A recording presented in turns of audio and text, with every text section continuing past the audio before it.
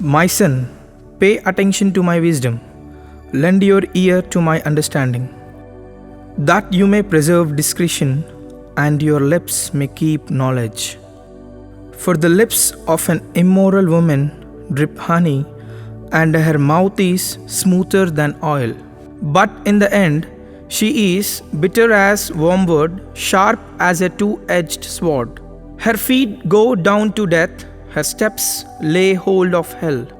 Lest you ponder her path of life, her ways are unstable, you do not know them. Therefore, hear me now, my children, and do not depart from the words of my mouth. Remove your way far from her, and do not go near the door of her house, lest you give your honor to others and your ears to the cruel one. Lest aliens be filled with your wealth, and your labors go to the house of a foreigner. And you mourn at last when your flesh and your body are consumed, and say, how I have hated instruction, and my heart despised correction. I have not obeyed the voice of my teachers, nor inclined my ear to those who instructed me. I was on the verge of total ruin in the midst of the assembly and congregation.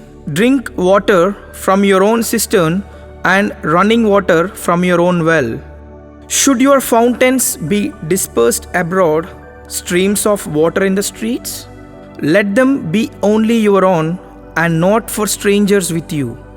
Let your fountain be blessed and rejoice with the wife of your youth.